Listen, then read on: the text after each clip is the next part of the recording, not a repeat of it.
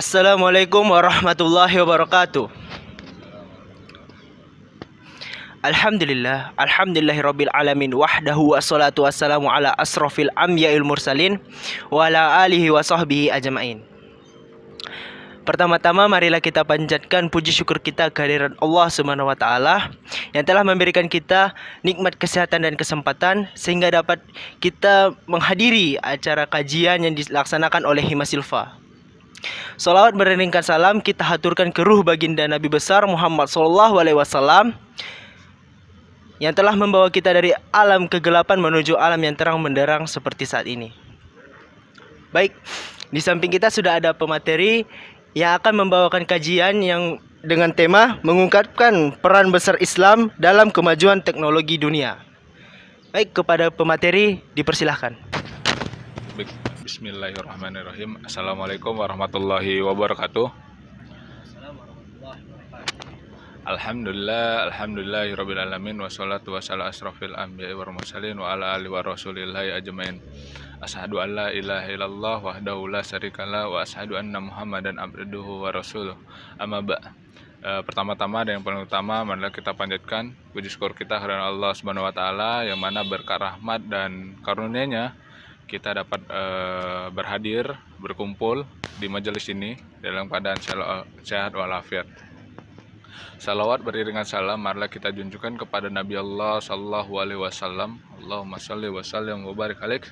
Semoga kita mendapatkan syafaatnya di yaumil akhir kelak nanti. Amin amin ya robbal alamin. Terima kasih moderator ya. Tema kali ini sangat menarik, di mana kita sebagai pemuda melihat perkembangan zaman, perkembangan teknologi, dan perkembangan lainnya di masa saat ini. Dan itu tidak lupa atau kita harus melihat di zaman dahulu itu seperti apa sih kemajuan teknologi ini.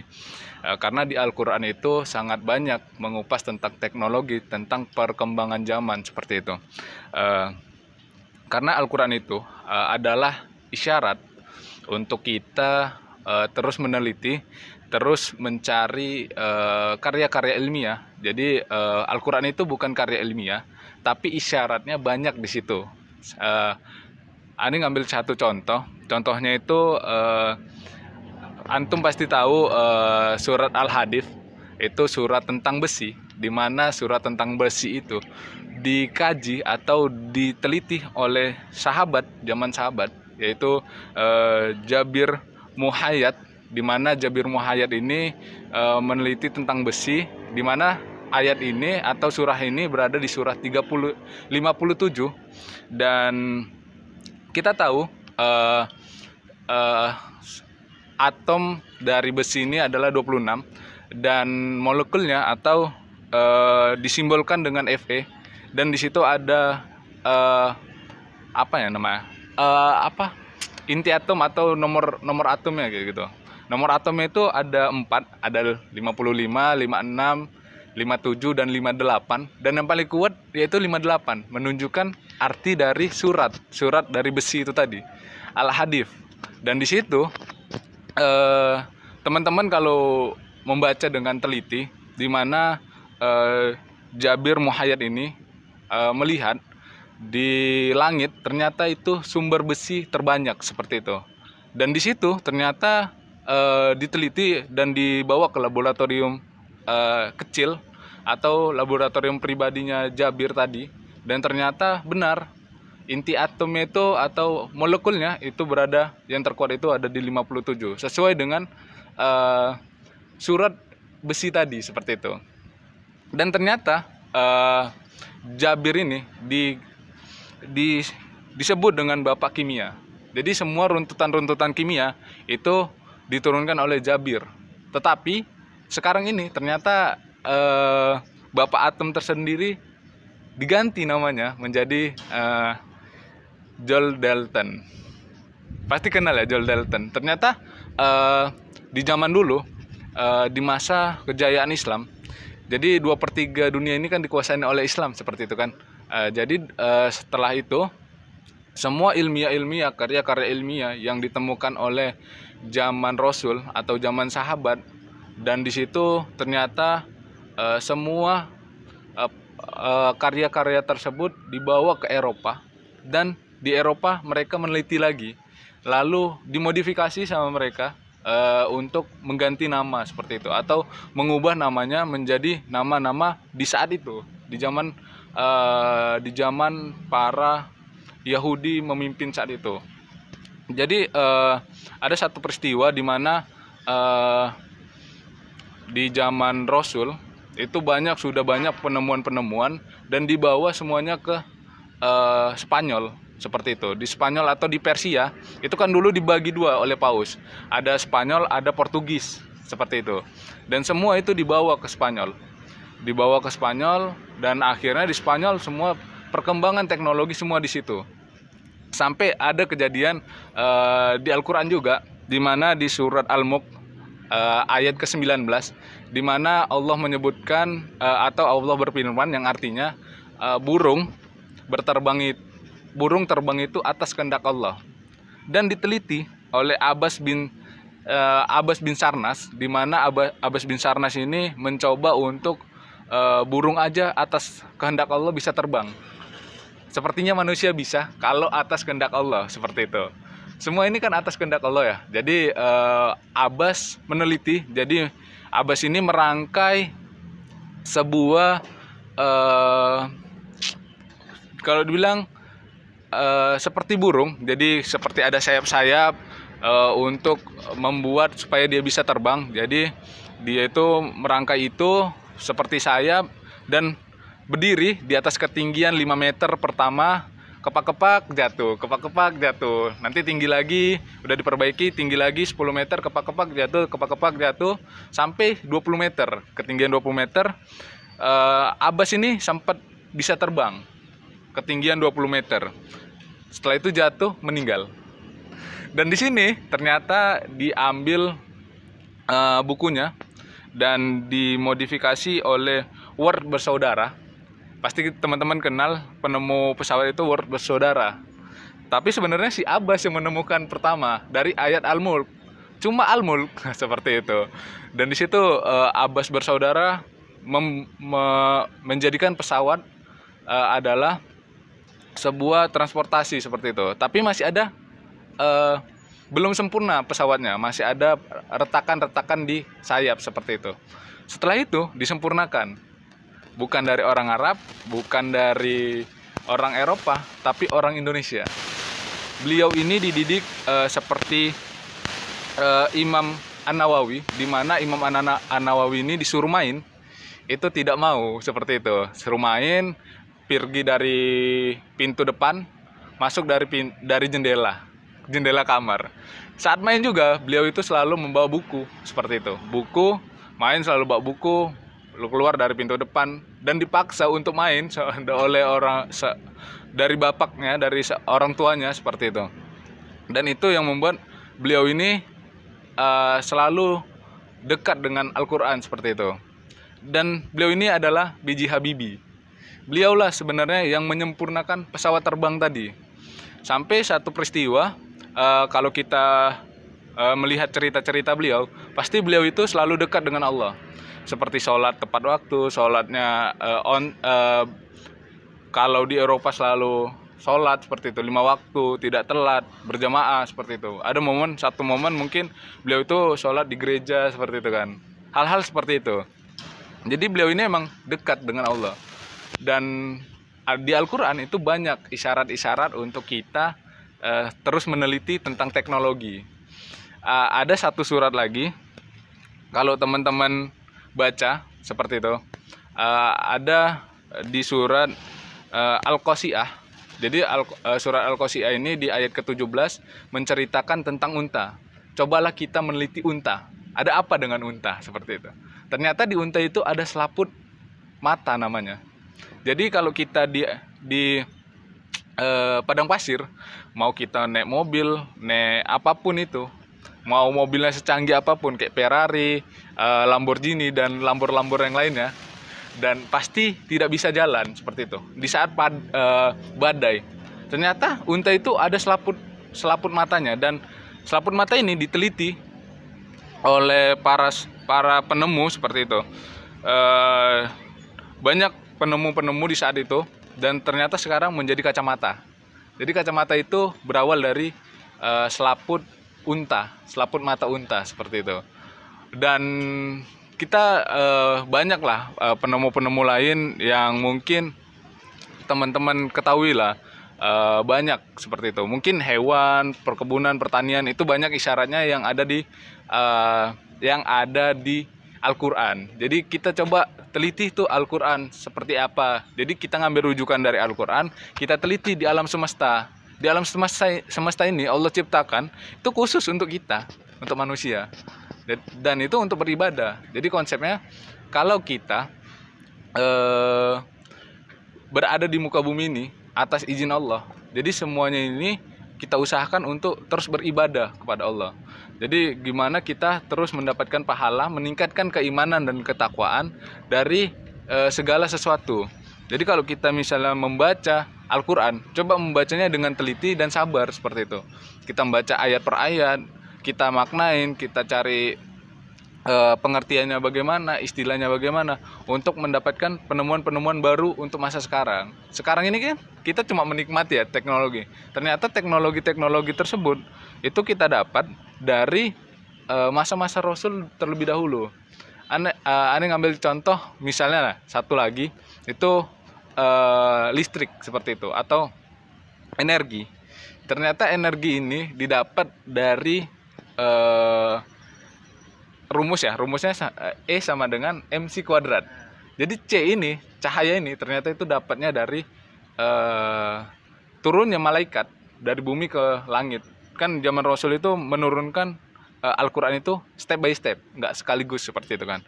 Dan itu kan malaikat secara ini ya, seperti kilat, seperti itu. Dan itu diteliti sama Ibnu Sina atau Ibnu Abbas, itu tentang aktivitas malaikat. Jadi beliau itu mencatat aktivitas malaikat sampai menemukan rumus-rumus fisika tadi. Tapi dimodifikasi oleh Albert Einstein. Jadi yang menemukan energi itu kan Albert Einstein. Ternyata kalau kita gali, itu bukan Albert Einstein yang menemukannya. Penemu-penemu pada zaman Rasul seperti itu. Zaman Rasul, sahabat, mereka lah yang menemukan, yang meneliti pertama. Jadi malaikat naik turun, ada cahaya, dan malaikat juga diciptakan oleh cahaya. Jadi berapa sih kecepatan cahaya? Ternyata bisa dihitung oleh sahabat seperti itu. Hal-hal seperti itu. Dan itu semua rujukannya dari Al-Quran ternyata. Dan itulah indahnya Allah. Allah itu tidak melihat Al-Quran itu di masa saat itu aja ternyata. Al-Quran itu diciptakan untuk sampai masa sekarang. Bahkan sampai kiamat nanti, itu Al-Quran tetap konsisten dengan segala sesuatu atau segala keindahan-keindahan yang ada di dalamnya.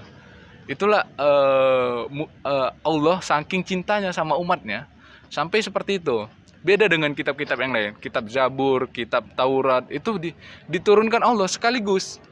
Dan itu diturunkan hanya untuk umat saat itu. Itu bedanya Al-Quran dengan kitab-kitab yang lain. Itulah keindahan Islam saat ini. Dan ternyata kalau teman-teman amatin, Al-Quran itu tidak ada direvisi sama sekali. Dari zaman Rasulullah sampai saat ini, itu Al-Quran tetap utuh seperti apa yang diterima Rasulullah. Tidak seperti yang kitab-kitab yang lain seperti itu. Ada direvisi ini, revisi itu, revisi baru, revisi lama, seperti itu kan. Aneh kurang paham revisi-revisi kayak gitu. Karena di Al-Quran itu tidak ada di situ. Tidak ada diceritakan tentang revisi-revisi itu. Jadi tetap universal dan tetap konsisten dengan keindahannya seperti itu. Karena untuk itu, untuk menaikkan keimanan kita di saat ini, jadi patokan kita Al-Quran. Dan di sela-sela kesulitan dalam perjalanan kita, itu pasti ada petunjuk yang dikasih Allah. Itulah Al-Quran tadi, petunjuknya. Dan pasti di balik petunjuk itu untuk menikmati setelah terjadinya atau yang kita alami seperti itu. Rasulullah juga pernah ini, Allah juga ini ya, mengisyaratkan, atau ada riwayat Allah meriwayatkan di surat Al-Kahfi. Di situ kan ada, kalau tidak salah, 7 pemuda yang ada di gua seperti itu kan, untuk mempertahankan keimanannya. Dan di situ ternyata Allah indah. Dimana Allah itu dimana seseorang itu untuk mempertahankan keimanannya dikasih petunjuk oleh Allah tidur 300 tahun. Kayaknya baru kemarin tidur kayak gitu kan. Ternyata 300 tahun untuk mempertahankan keimanannya. Dan itu Allah yang ngasih petunjuk itu. Dan itu ya di gua gimana coba? Cahaya terbatas, udara terbatas, segalanya terbatas. Ternyata Allah memberi petunjuk itu. Dan pada masa itu sanksi yang diterima pemuda ini tidak tanggung-tanggung, yaitu dibunuh kan. Nah, jadi orang menjaga keimanannya sampai dibunuh sekalipun, kalau dia emang benar-benar kuat imannya, tetap benar-benar terjaga keimanannya, itu pasti dikasih petunjuk oleh Allah, dan setelah itu mendapatkan kenikmatan yang berlimpah oleh Allah. Setelah itu 7 pemuda ini pergi atau keluar dari gua, ternyata zamannya udah beda. Dia udah tidur 3 abad ternyata. Dan itu ya, itulah keindahan Allah. Di saat ada kesulitan bagi kita, pasti ada kemudahan setelah kita menjalani kesulitan-kesulitan itu. Pasti ada petunjuk oleh Allah untuk kita mendapatkan kemudahan. Dan semua petunjuknya itu ada di Al-Quran dan hadis. Jadi teman-teman, kalau membaca Al-Quran itu selalu coba membaca artinya kayak gitu. Karena kan tidak semua orang bisa bahasa Arab ya. Cuma kita mencoba untuk menelaah atau mengamati artinya saja kayak gitu. Kita baca 2-3 ayat, terus kita baca artinya, kita telaah, oh ini maknanya seperti apa sih? Masa iya kita suruh meneliti unta, suruh mengamati unta, emang ada apa di unta, seperti itu. Banyak ayat-ayat yang lain tentang mungkin gajah ada, lebah ada, bahkan keras sekalipun ada, diisyaratkan oleh Allah.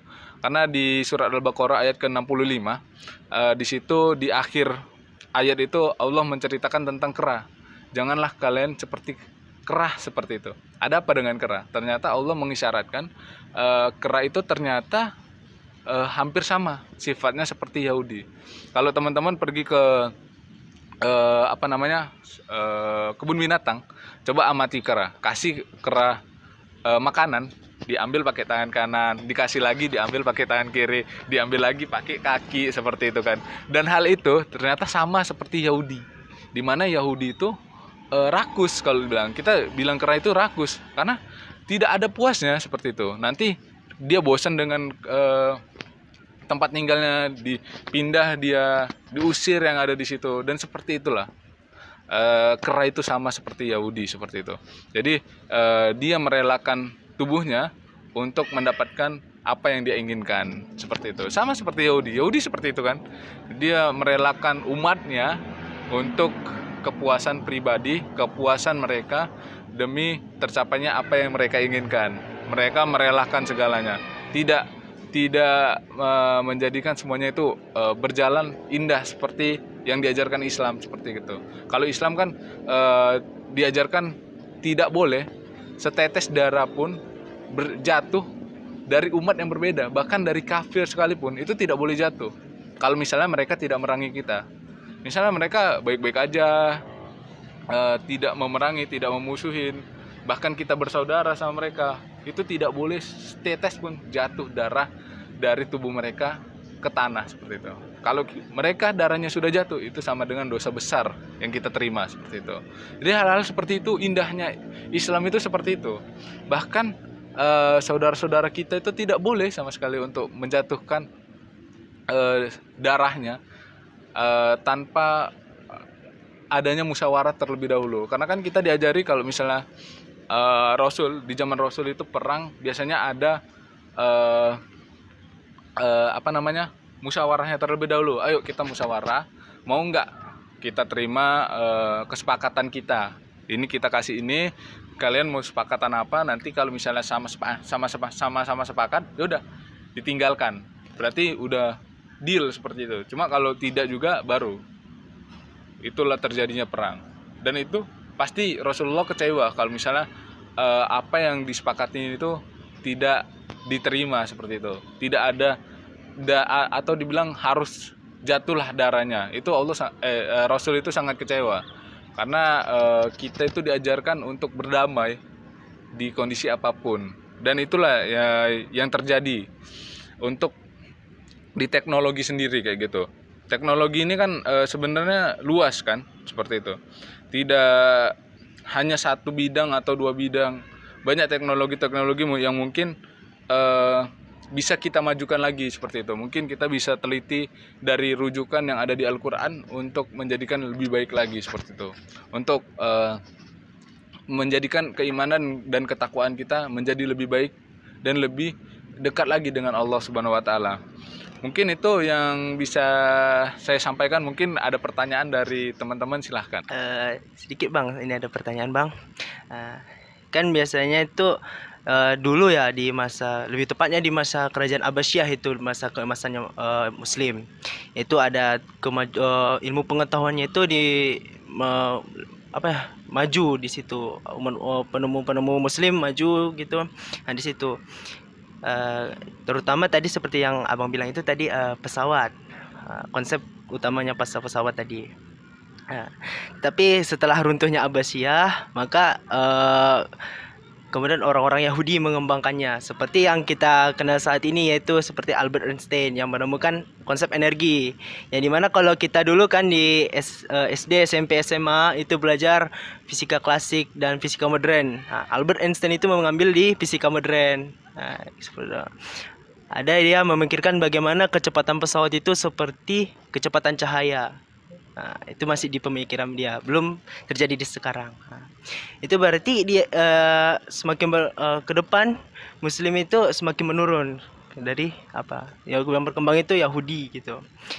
Alasan yang pertama itu kan kita lihat sekarang pelajar-pelajar Muslim itu ya sibuk dengan yang lain seperti gadget. Sibuk dengan ya yang dilarang Allah seperti pacaran. Yang enggak membuat dia tidak fokus untuk belajar gitu. Jadi tadi sudah disampaikan abang, tadi ada triknya itu menggali lagi di dalam isi Al-Quran gitu. Jadi pertanyaan saya itu bang kan, kalau kita gali itu harus memiliki ilmu bang, dasar ilmu menafsirkannya itu ya, biar tidak salah tafsir gitu. Jadi bagaimana triknya itu bang biar tidak salah tafsir gitu bang? Terima kasih. Oke, terima kasih ya pertanyaannya. Bagaimana kita menafsirkan Al-Quran supaya tidak salah tafsir seperti itu ya. Jadi Al-Quran itu emang dikasih Allah untuk kita berpikir lebih jauh seperti itu kan. Untuk supaya kita, kalau dosen itu supaya kita berpikir kritis lah kalau dibilang. Dan ternyata ada, kalau dibilang ada kisi-kisinya lagi yang dikasih Allah melalui hadis. Jadi diperjelas di hadis seperti itu. Ini mengambil satu contoh di mana kita atau kita sholat. Ini ngambil lagi dari unta ya. Unta itu ternyata ada lagi disyaratkan Allah, di mana dari sholat kita itu ternyata kita nggak boleh nyontoh unta seperti itu. Dan itu dijelaskan di hadis arba'in, bahkan hadisnya sohi, hadisnya sohi, dan derajat hadisnya itu sama seperti itu. Dimana kita tidak boleh nyontoh cara duduknya unta seperti itu. Dan itu tadi di surat yang sama ya, di surat Al-Qasiyah di ayat ke-17, dimana kita suruh meneliti unta, dimana unta itu ternyata kalau unta yang masih muda seperti kita ini ya, yang tidak punya tanggungan, yang tidak punya beban seperti itu, ternyata unta itu duduknya tangannya terlebih dahulu atau kaki depannya terlebih dahulu, baru kaki belakangnya. Dan kita itu nggak boleh seperti itu. Dan ternyata kita itu disuruh Allah untuk sholat itu harus lututnya terlebih dahulu. Karena ada dua itu tata cara kita sholat. Kita sujud lutut dulu atau tangan terlebih dahulu, telapak tangan terlebih dahulu. Dan dua-duanya sebenarnya benar. Dua-duanya benar, di mana isyaratnya aja yang berbeda. Jadi kalau kita merasa kita nggak bisa pakai lutut, kita pakai tangan, pakai telapak tangan. Kalau kita nggak bisa pakai telapak tangan di saat mungkin ada sakit tangan kita, atau terlecet, atau mungkin lutut kita sudah lemah, tangan kita sudah lemah, mungkin sikunya, itu kita bisa menggunakan lutut. Begitu juga dengan tangan kita, mungkin lutut kita ada luka, mungkin kita habis kecelakaan mungkin kan, terus lutut kita lagi udah sepuh, kita dibolehkan pakai telapak tangan. Tapi istilah ini bukan kepada cara kita sujudnya, atau cara kita turun sujudnya itu antara pakai lutut, pakai tangan, itu sama-sama sahih hadisnya. Tapi bagaimana cara kita turunnya? Jadi unta itu kalau teman-teman teliti, itu cara duduknya itu sangat lambat, sangat santai. Itu yang tidak boleh sebenarnya di dalam Al-Qur'an. Yang dengan isyarat kita teliti Al-Qur'an, kita teliti tentang unta tadi. Jadi ternyata unta itu seperti itu. Kita nggak boleh mencontoh unta duduk dengan santai. Intinya itu. Jadi kita itu disuruh meneliti dengan kita rujukan lagi dengan hadis, atau kita lihat lagi gimana kondisi lingkungan kita. Jadi kalau kita di sekarang mungkin di pertanian, di teknik kayak gitu kan, itu kan kita emang harus survei ke lapangan seperti itu. Mungkin kayak yang tadi yang Ani bilang yang tentang kera tadi. Jadi kera ini diisyaratkan Allah adalah hewan yang rakus atau hewan yang tamak. Di Al-Quran cuma sebatas itu. Jadi kita itu ya kita teliti, kita langsung tanya bagaimana, kita tanya sama penjaganya, terus kita tanya sama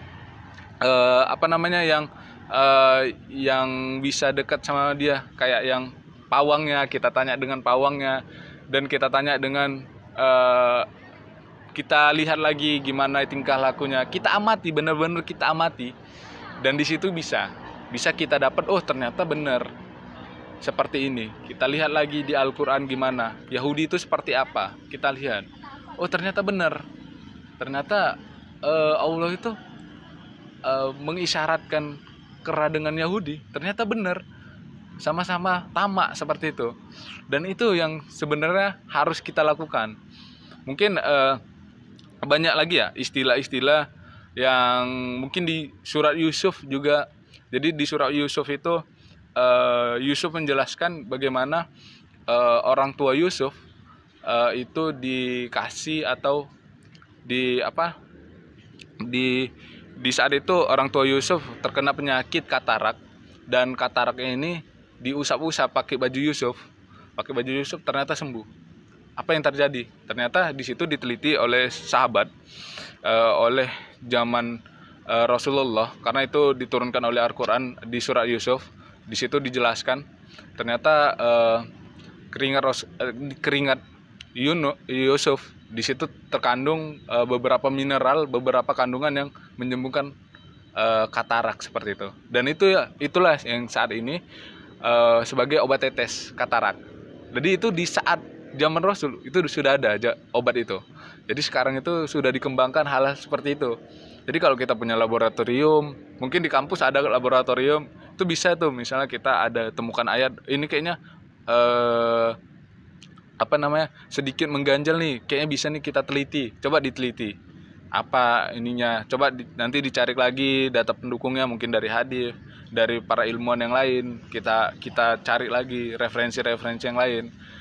Itu bisa. Jadi mungkin referensi mungkin penemu modern atau fisika modern yang bisa kita ambil referensinya, itu bisa untuk mendukung dari Al-Quran tadi, karena mereka tuh pasti mengambil buku-buku yang di zaman Rasul seperti itu. Jadi zaman Rasul itu sering buat buku-buku tentang karya ilmiah, tentang penemuan-penemuan yang ada di Al-Quran, terus dimodifikasi, diartikan oleh Yahudi saat itu, karena waktu itu ada bergejolak antara Eropa dan Arab seperti itu kan, untuk menjadikan perpecahan lah antara Islam dan sesama Islam seperti itu. Jadi sesama Islam itu dipecahkan, dihancurkan, dan runtuhlah saat itu Islam kan, dan Yahudi naik namanya. Setelah itu mereka mengambil semua buku-buku penemuan Islam, terus diterjemahkan oleh mereka. Lalu setelah itu diganti namanya dari nama mereka seperti itu. Makanya saat ini yang paling terkenal teman-teman mungkin cuma trigonometri atau ilmu Ibnu Sina yang bapak kedokteran. Hanya yang mereka tuh nggak bisa memodifikasi itu. Hanya itu ilmu dasarnya. Kayak trigonometri kan emang dasarnya itu cara perhitungan kita, nggak bisa dimodifikasi lagi. Bapak kedokteran juga cuma itu, nggak bisa dimodifikasi lagi, karena itu semua ternyata ada di Al-Quran. Teman-teman kalau Ibnu Sina mengamati bagaimana proses kandungan, itu ternyata semuanya ada di Al-Quran. Di Al-Quran menceritakan bagaimana pertemuan sperma dan ovum, setelah itu menjadi zigot, setelah itu menjadi liqah atau nempelnya zigot tadi di dinding rahim. Setelah itu menjadi besar lagi perpecahan itu ternyata itu ada semua di Al-Quran.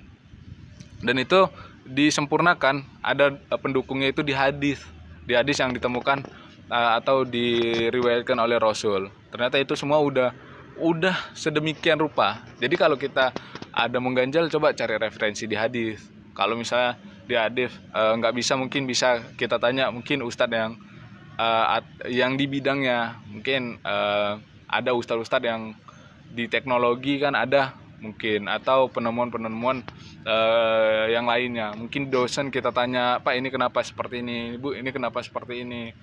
Kita cari referensi seperti itu. Jadi referensinya itu tidak hanya dari Al-Quran. Al-Quran itu hanya pedoman awal kita untuk memecahkan suatu masalah yang ada di diri kita. Jadi kita mungkin ragu kan, oh ini kayak kenapa seperti ini, coba kita tanya sama dosen, Bu ini bener enggak seperti ini, Bu?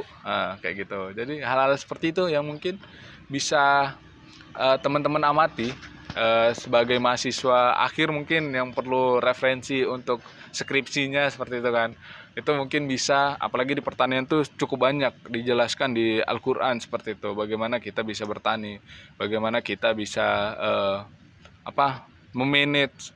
Misalnya kita ada musim kemarau yang panjang, bagaimana kita memanage, itu ada di surah Yusuf, di mana di zaman Yusuf Allah mengisyaratkan ini akan ada kemarau panjang sekitar 3 tahun lebih, dan itu Yusuf benar-benar menanam gandum di Mesir saat itu, karena wilayah kekuasaan Yusuf itu ada di Mesir, dan itu mereka bahkan masih bisa supply ke tetangga-tetangga. Di saat itu mereka nggak tahu, karena itu isyarat yang Allah turunkan ke Yusuf, dan itu yang terjadi. Dan Yusuf itu benar-benar paham bagaimana mengontrol suatu wilayahnya seperti itu.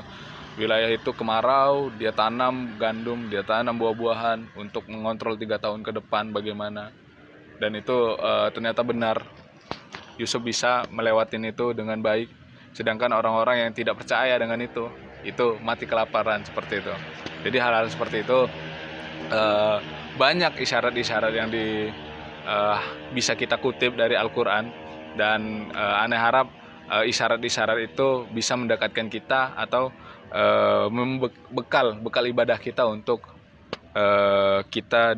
hubungan kita dengan Allah Subhanahu wa Ta'ala. Mungkin itu jawabannya. Saya kembali. Baik, cukup sekian yang dari kajian ini. Kurang janggalnya moderator mohon maaf. Wabillahi taufiq wal hidayah. Wassalamualaikum warahmatullahi wabarakatuh.